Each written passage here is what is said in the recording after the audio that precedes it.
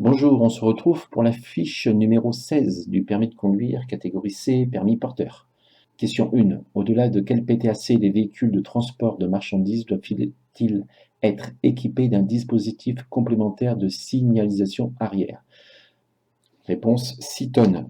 Donc en fait, ce sont des plaques réflectorisantes, réfléchissantes si vous voulez, qui sont des diagonales rouges et oranges et donc qui signalent le véhicule de derrière. Quand ce sont des remorques, la plaque est de couleur différente, elle est orange, jaune à l'intérieur et rouge à l'extérieur. Question 2. En règle générale, quelle est la durée minimale normale obligatoire de repos journalier lorsqu'il n'est pas fractionné? 11 heures. Quand il est fractionné, c'est 3 plus 9, ça fait 12, mais quand il n'est pas fractionné, c'est 11 heures. Question 3. En principe, le ralentisseur électrique est situé sur l'arbre de transmission, juste en sortie de boîte, entre la sortie de boîte et l'arbre de transmission. Question 4. Ce signal concerne-t-il les véhicules isolés? Uniquement les véhicules isolés? Non, ce signal concerne tous les véhicules de plus de 10 mètres. Les ensembles de véhicules sont compris. Une voiture avec une caravane, un tracteur semi, un camion remorque. Donc, est-ce que c'est uniquement les véhicules isolés? Non. Question 5. Vous transportez du béton liquide, votre camion isolé comporte 4 essieux. Lors de la pesée avant de partir, le ticket annonce 30 tonnes,5 tonnes. Avez-vous le droit de prendre la route? Un porteur 4 essieux, ça peut aller jusqu'à 32 tonnes. Donc, avez-vous le droit de prendre la route? Oui. Après, il faut voir sur notre porteur 4 essieux, s'il a un PTAC de 30 tonnes, on ne pourrait pas. Mais comme ce n'est pas précisé, on suppose 4 essieux, 32 tonnes, donc oui, on peut. Question 6. Pour un camion carrossé dans un atelier agréé, quel est le délai maximal pour le présenter à la première visite technique? 1 an.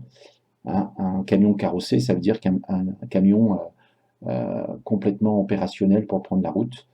Donc le véhicule a été agréé par le service des mines. Le prototype a été agréé, donc tous les véhicules qui sortent carrossés sont agréés d'office pour 1 an. Question 7. Vous avez interrompu votre conduite pendant 45 minutes. Ce temps peut-il être pris en compte pour le calcul du temps de repos journalier? Non, le repos journalier, c'est au minimum 3 heures. Donc c'est 3 plus 9, donc minimum 3 heures. Donc non. 45 minutes, c'est une coupure, mais pas un repos journalier. Question 8. Vous conduisez un tracteur en solo de 19 tonnes de PTAC et de 38 tonnes de PTRA. À quelle vitesse êtes-vous limité sur route prioritaire? Un tracteur en solo, c'est comme un tracteur articulé. C'est le permis C pour conduire un tracteur en solo, mais c'est les mêmes vitesses qu'avec le permis CE. Donc 60, 80, 90. Sur une route prioritaire, ce sera 80. C'est pour ça qu'il y a 3 disques sur le tracteur en solo. Question 9. Lors d'un contrôle sur la route, est-il obligatoire de pouvoir présenter votre carte de qualification, la CQC? Oui, bien sûr. CQC que vous obtenez soit en ayant fait la FIMO, soit avec un certificat professionnel comme un titre pro, un CAP conducteur routier ou un bac pro conducteur routier. Et question 10. Dans une longue descente, en cas de rupture de frein, si j'utilise une voie de détresse, le véhicule que je conduis sera-t-il gravement endommagé? Non.